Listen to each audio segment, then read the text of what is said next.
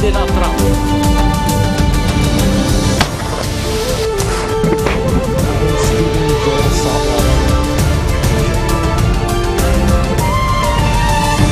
Bonjour à tous et merci de nous rejoindre sur Futur TV pour cette nouvelle édition de la rédaction. Voici les titres de ce journal. La visite de John Kerry au Caire a deux objectifs, obtenir le soutien officiel de la Ligue arabe à la coalition internationale contre le mouvement de l'État islamique. Les combattants rebelles syriens sont en passe de prendre le contrôle de Quneitra, une province qui s'étend sur la partie du plateau du Golan non occupée par Israël. Le nouvel émissaire de l'ONU pour la Syrie, Stéphane de Misrata, est au Grand Sérail à Beyrouth. Il s'est entretenu avec le Premier ministre Tamam Salam sur les derniers développements au Liban et dans la région. Et le Pérou poursuit sa chasse aux narcotrafiquants. Dans sa ligne de mire, les pistes d'atterrissage clandestines en Amazonie servant au trafic de cocaïne. La visite de John Kerry au Caire a deux objectifs, obtenir le soutien officiel de la Ligue arabe à la coalition internationale contre le mouvement de l'État islamique, ainsi qu'une participation active de l'Égypte qui possède la plus grande armée du monde arabe. Mais si la bénédiction de la Ligue semble acquise, une coopération sans réserve de l'Égypte est moins évidente. Le chef de la diplomatie égyptienne qui participait à la réunion de Jeddah contre l'État islamique a implicitement critiqué les États-Unis. Il a affirmé que l'Égypte a été laissée seule dans sa lutte contre le terrorisme islamiste. Une allusion au gel de l'aide militaire américaine à l'Égypte et notamment la non-livraison d'hélicoptères d'attaque Apache indispensables à la guérilla que livre le Caire aux djihadistes du Sinaï. Le plein soutien du Caire passe donc par une amélioration des relations bilatérales avec Washington. Des relations qui sont en centre des discussions de John Kerry avec son homologue égyptien Sameh Choukri. François Hollande a effectué une visite à Bagdad et Erbil dans le Kurdistan irakien. Le président français a promis d'aider encore plus les Peshmerga kurdes pour lutter contre les djihadistes de l'État islamique. Alors cette aide militaire, nous allons la poursuivre, nous allons même l'intensifier. Elle va passer à un autre stade. Il y a aujourd'hui une alliance qui s'est constituée et pour coordonner les efforts des pays, aussi bien sur le plan humanitaire que sur le plan sécuritaire, une conférence sur l'Iran et contre Daesh, contre ce groupe terroriste, sera donc organisée à Paris. Et vous serez une délégation du Kurdistan irakien sera présente bien sûr à Paris. Je veux terminer en disant que le Kurdistan irakien est un exemple de ce que les communautés peuvent faire ensemble, comment elles peuvent vivre ensemble. La France, elle est attachée à cette diversité, à cette pluralité du Moyen-Orient, où des chrétiens vivent à côté des musulmans, à côté d'autres confessions, et que ce sont ces minorités qui font ce rayonnement exceptionnel du Moyen-Orient. Et nous devons tout faire pour préserver cet esprit-là. Les combattants rebelles syriens, dont ceux du front Al-Nosra, la branche syrienne d'Al-Qaïda, sont en passe de prendre le contrôle de Quneitra, une province qui s'étend sur la partie du plateau du Golan non occupée par Israël.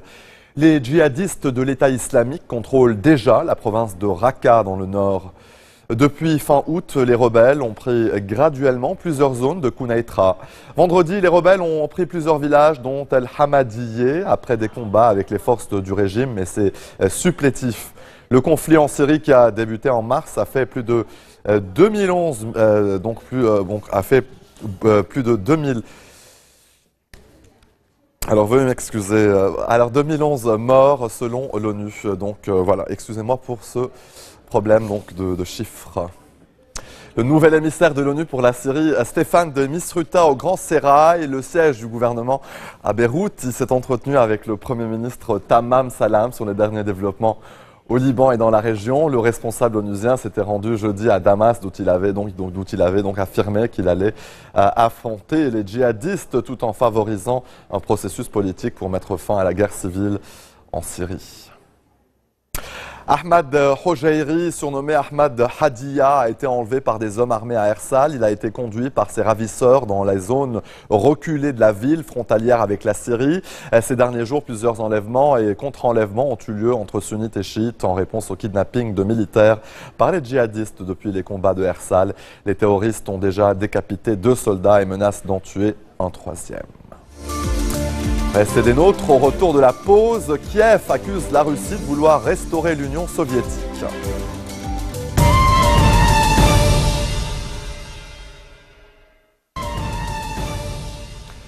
Retour sur le plateau de l'info, l'objectif de la Russie ne se limite pas à la Crimée annexée en mars dernier. Une déclaration du Premier ministre ukrainien Arseniy Yatcheniouk qui a de nouveau haussé le ton ce matin contre Moscou devant des parlementaires et hommes d'affaires ukrainiens et européens réunis à Kiev. Selon lui, le Kremlin veut conquérir la totalité de l'Ukraine et reformer l'Union soviétique. Le Premier ministre ukrainien a accusé le président russe Vladimir Poutine de vouloir entretenir un nouveau conflit larvé dans l'est de l'Ukraine pour déstabiliser le pays. Et, je cite, « Nous sommes toujours en état de guerre et notre principal agresseur est la Fédération russe ». Arseniy Yatcheniouk s'est par ailleurs félicité des nouvelles sanctions économiques de l'Union européenne et des États-Unis contre Moscou visant les secteurs bancaires et pétroliers.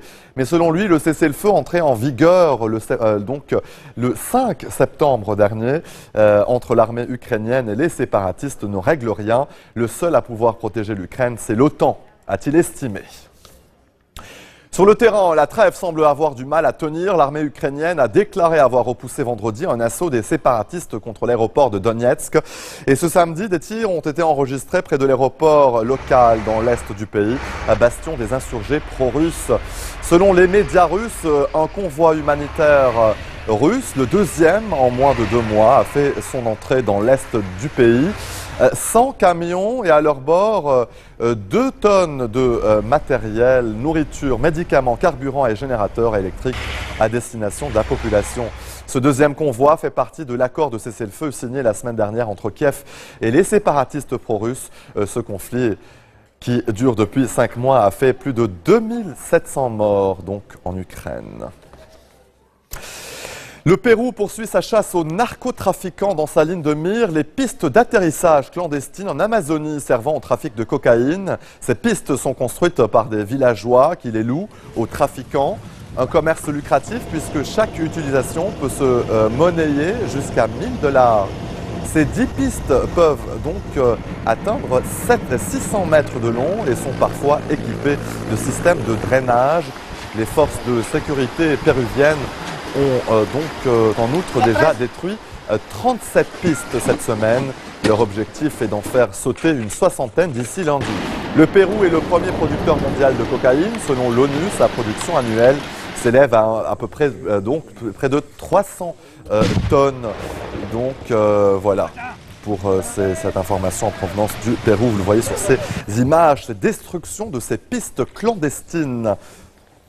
À la veille des élections législatives en Suède, c'est en tout cas la coalition d'opposition qui est donnée en tête par les sondages. Fredrik Reinfeldt, le Premier ministre sortant, dirigeant d'une coalition de centre-droit dite bourgeoise, il s'essouffle et son challenger, le social-démocrate Stefan Löfven, a une réputation d'autodidacte proche du peuple. Les démocrates suédois, formation d'extrême droite, sont crédités d'environ 10% des voix. Ils pourraient détenir la clé de la prochaine coalition, malgré un scandale né de sorties racistes de certains candidats sur Internet. L'extrême droite pourrait devenir dimanche la 3e force politique suédoise et priver les 2 blocs traditionnels d'une majorité absolue au Parlement. Allez, en bref, dans le reste de l'actualité, en Californie, des feux de forêt non loin de San Diego. Depuis vendredi, le thermomètre est remonté de manière vertigineuse. Des records pour cette période de l'année avec des températures montant jusqu'à 38 degrés à Los Angeles et jusqu'à 42 degrés dans les zones désertiques de la région. La police a ordonné l'évacuation obligatoire d'environ 30 habitations situées autour de Cleveland National Forest. Les inondations qui ont touché ces derniers jours le nord de l'Inde et le Pakistan ont fait au moins 480 morts et plus de 20 200 000 sinistrés, ils sont toujours bloqués au Cachemire indien. Avec le reflux des eaux viennent aussi les problèmes sanitaires. Ceux qui ont perdu leur maison s'inquiètent de la lenteur de l'aide gouvernementale. Et donc près de 137 camps de secours ont été installés dans la vallée du Cachemire où les pluies de mousson ont été particulièrement abondantes cette année.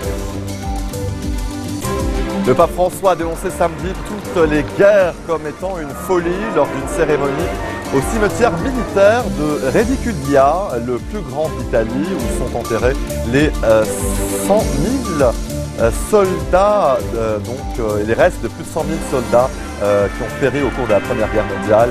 La cérémonie s'est déroulée en présence de milliers de fidèles venus en dépit du mauvais temps et de la pluie tombant sur cette région du nord-est de l'Italie. Ces images ont été filmées il y a 2 jours par la NASA. Vous allez le voir, il s'agit de la surface du Soleil. 2 puissantes éruptions s'y sont produites, provoquant ce qu'on appelle des tempêtes solaires. L'une d'entre elles a touché la Terre hier, vendredi. Les radiations de ces tempêtes ne peuvent pas traverser l'atmosphère. En revanche, elles peuvent provoquer des perturbations dans les satellites, les GPS et les transmissions radio. Autre conséquence plus visible, des aurores boréales particulièrement spectaculaires. Ce phénomène lumineux se produit lorsque les particules émises par le Soleil entrent dans le champ magnétique de la Terre, formant d'immenses rideaux de lumière phosphorescente. Le musée d'histoire naturelle de Los Angeles a dévoilé le Blue Moon Diamond, un diamant de carat d'un bleu intense, donc près de 12 carats, et d'une qualité exceptionnelle destinée à entrer dans l'histoire selon les conservateurs. Le Blue Moon, trouvé cette année en Afrique du Sud, est l'une des plus importantes pierres découvertes ces 100 dernières années. Cette pierre retaillée qui a appartenu au roi de France a la réputation d'être un diamant maudit qui a valu des fins tragiques à ses propriétaires successifs. La valeur marchande du Blue Moon, qui a nécessité 6 mois pour être taillé, n'est pas encore connue, mais Cora International, le vendeur américain de pierres précieuses, propriétaire du Blue Moon, souligne que le caillou brut de 29 carats a été acquis pour près de 26 millions de dollars.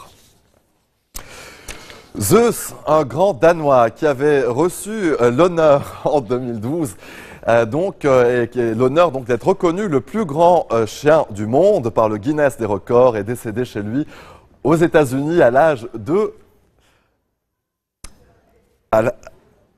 5 ans. Le gentil géant au poil brun mesurait près de 1,10 mètres, se tenant debout sur ses 4 pattes et le double en se dressant sur ses pattes arrière. Il pesait, selon son propriétaire, près de 70 kilos et il est mort en raison de symptômes de vieillesse. Zeus aurait fêté son 6e anniversaire en novembre. C'est la fin de ce journal, le rappel des titres. La visite de John Kerry au Caire a 2 objectifs, notamment obtenir le soutien officiel de la Ligue arabe à la coalition internationale contre le mouvement de l'État islamique. Les combattants rebelles syriens sont en passe de prendre le contrôle de Quneitra, une province qui s'étend sur la partie du plateau du Golan non occupée par Israël. Le nouvel émissaire de l'ONU pour la Syrie, Staffan de Mistura, au Grand Sérail, il s'est entretenu avec le Premier ministre Tamam Salam sur les derniers développements au Liban et dans la région. Et le Pérou, vous le voyez, poursuit sa chasse aux narcotrafiquants dans sa ligne de mire, les pistes d'atterrissage clandestines en Amazonie servant au trafic de cocaïne. Merci de votre attention. Retrouvez-nous tous les jours à 16h40 heure de Beyrouth. Vous pouvez également nous suivre en ligne sur notre site web ou en téléchargeant notre application mobile. Excellente soirée à toutes et à tous et bon week-end.